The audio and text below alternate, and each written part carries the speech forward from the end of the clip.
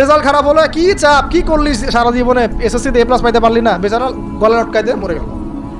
কি হয়েছে? এসএসসিতে রেজাল্ট খারাপ হয়েছে তো কি হয়েছে? জীবনে এটাই সব কিছু? একটা না হয় দুর্ঘটনা ঘটে গেছে জীবনে, তাকে জীবন নষ্ট হয়ে গেছে নাকি? এখনকার পরিবারে প্রচুর চাপ, দেখবেন যে সন্তানের পিতামাতারা চাপ দিতে দিতে সন্তান আত্মহত্যা করে ফেলছে, করছে না? পিতামাতার চাপের কারণে, এই যে চাকরি পাইস না, সারা জীবন ধরে খাওয়াইলাম পড়াইলাম, চাকরি করতে পারিস না, আমাদেরকে দেখতে পারিস না, চাপ দিতে দিতে বেচারা এখন মাদকের দিকে। পরিবারের চাপ নিতে পারে না, ওই যে মাদকের কাছে গিয়ে শান্তি খুঁজতেছে, তারপর ওই যে পতিতালয়ে গিয়ে শান্তি খুঁজতেছে, ওই গার্লফ্রেন্ডের কাছে শান্তি খুঁজতেছে। তো পরিবার থেকে চাপের এই সংস্কৃতি বন্ধ করতে হবে।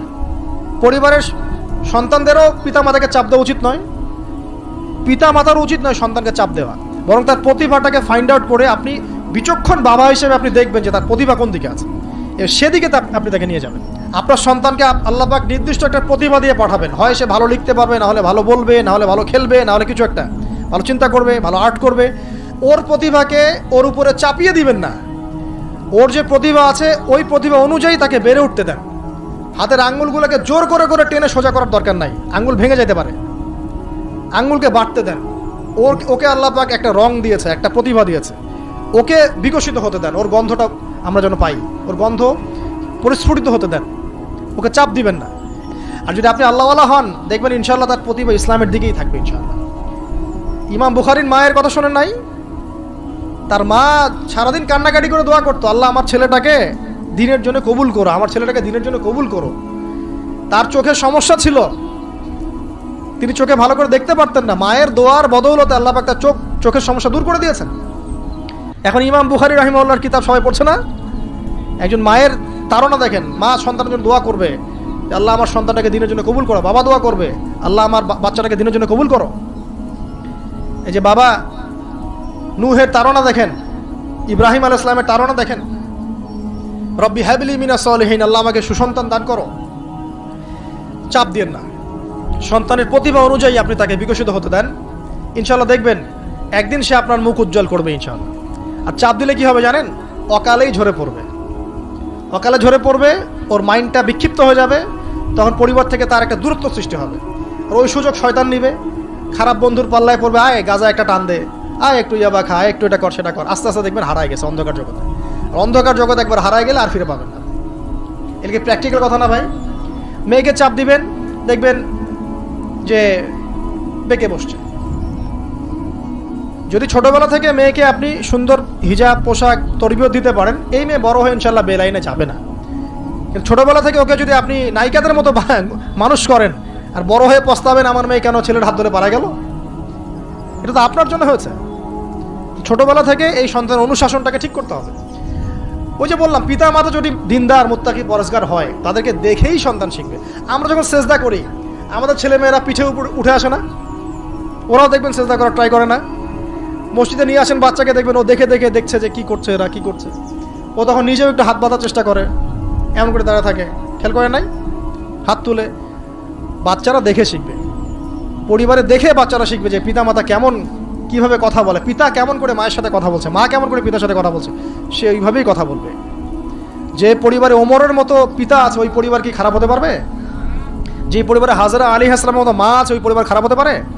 তো প্যারেন্টিংটা ঠিক করতে হবে, নৈতিক আদর্শের সাথে তাদেরকে ভালো খাবার দিবেন, খাবারের ব্যাপারে সচেতন থাকবেন, কার্বোহাইড্রেট পাচ্ছে কিনা, প্রোটিন ঠিকমতো পাচ্ছে কিনা, ভিটামিন পাচ্ছে কিনা, হ্যাঁ ও পরিষ্কার পরিচ্ছন্ন থাকছে কিনা, পরিবারটা থাকবে নিট অ্যান্ড ক্লিন, চকচকা। এখানে যেন মানে আর বলে না যে পবিত্রতা ইমানের অর্ধেক, হাদিস আছে না? মানে পরিবারগুলো হবে নিট অ্যান্ড ক্লিন, ঝকঝকা, রুচিশীল। এখানে যেন নোংরা বিষয় না থাকে, নোংরা আবর্জনা, বাথরুম ঠিক নাই, এটা ঠিক নাই, এমন না, ঝকঝকা পরিবার। আপনার সামর্থ্য অনুযায়ী আপনি করবেন, কারণ পরিচ্ছন্ন না থাকলে বাচ্চা কাচ্চা অসুস্থ হবে বেশি, অসুস্থ হলে পরে আপনার পেরেশানি, ওরা খাবে না ঠিক মতো, রুচি ঠিক মতো থাকবে না, বাতটা ঠিক বাড়বে না ঠিক মতো। তো পরিচ্ছন্নতার সাথে সঠিক খাবার, সঠিক প্যারেন্টিং, ইসলামিক তরবিয়ত এবং তার উপর চাপ প্রয়োগ না করে তাকে তার প্রতিভাটা বিকশিত হতে দেওয়া। চাপ প্রয়োগ না করার মানে এই নয় যে আপনি শাসনই করবেন না, পরিবারের উপর শাসনের লাঠি থাকবে, কিন্তু ওটার যত্রতত্র প্রয়োগ করবেন না। যদি আপনি একদিন খুব বেশি পিটায় দেন, তারপর থেকে আপনার সন্তান আপনাকে ভয় পাবে না। কিন্তু আল্লাহ পাক কোরআনের জন্য বারবার একটা সাইকোলজি অ্যাপ্লাই করেছেন, যে জাহান্নামে শাস্তি কিন্তু দিব, শাস্তি কিন্তু দিব, শাস্তি কিন্তু দিব, এই যে ভয়, আমরা কিন্তু ভয়েই জাহান্নাম থেকে দূরে আছি। তো এটা একটা সাইকোলজি। এভাবে পরিবার এগিয়ে যাবে ইনশাল্লাহ। সন্তান বড় হবে, আপনি মিরাস, সন্তানের মিরাস ডিস্ট্রিবিউট করবেন, যার যার হক তাকে তাকে দিবেন। তারপরে পরিবারের মধ্যে আর কয়েকটা বিষয় জাস্ট শেষ করে দেই, যে পরিবারের মধ্যে নিয়মিত কোরআনের চর্চা থাকবে। সন্তান সন্ততি তারা ইসলামিক অনুশাসন পাচ্ছে কিনা, ইসলামিক পড়াশোনা করছে কিনা খেয়াল রাখতে হবে। যদি জেনারেল লাইনেও পড়ে, তারপরেও আপনি ইসলামিক টিচার দিয়ে হলেও, মাদ্রাসায় পার্ট টাইম মাদ্রাসা দিয়ে হলেও কোরআন শেখান, হিফজ করান, ওকে এদিকে গড়ে তোলেন, ওদিকে গড়ে তোলেন ইনশাআল্লাহ। আমরা এমন প্রজন্ম যাচ্ছি না যারা এককেন্দ্রিক, আমরা যাচ্ছি এমন প্রজন্ম যারা কোরআন সুন্নাহকে হাতে নিয়ে ওয়ার্ল্ডকে ডিল করতে পারে, ওয়ার্ল্ডকে চ্যালেঞ্জ করতে পারে। এই চ্যালেঞ্জ করতে হলে আপনাকে সব ধরনের জ্ঞান অর্জন করতে হবে। খেয়াল রাখেন পরিবারে যেন ফ্রি মিক্সিংটা না আসে, পরিবারে যেন এই যে নারী পুরুষের অবাধ মেলামেশা না আসে। বেশিরভাগ ধর্ষণ হয়েছে বাংলাদেশে কাছের মানুষদেরকে দিয়ে, চাচার মাধ্যমে, মামার মাধ্যমে, কাজিনের মাধ্যমে, খালাতো ভাইয়ের মাধ্যমে, ফুফাতো ভাইয়ের মাধ্যমে, কাছের মানুষদের দ্বারা বেশি রেপ হয়েছে বাংলাদেশে। জরিপ পরিসংখ্যান দেখেন। অতএব ইসলাম যে বলেছে পর্দার বিষয়, এটা এমনি এমনি বলে নাই, ও কাজিন হয় ওর সামনে এত ইয়া করার কি আছে, এইসব কনসেপ্ট চলবে না। পর্দাটা একদম ম্যান্ডেটরি। পরিবারের সালাম, পর্দা, অনুশাসন এটা ম্যান্ডেটরি বিষয়। না খেয়ে মরে যান তাও পর্দা ছাড়া যাবে না। মানে বিষয়টা এমন স্ট্রিক্টলি নিতে হবে, যদিও বা বাধ্যগত অবস্থায় আল্লাহ পাক আপনাকে ছাড় দিয়েছেন, কিন্তু আপনাকে এইভাবে শক্তভাবে ধরতে হবে। আল্লাহ পাক তৌফিক দান করুন।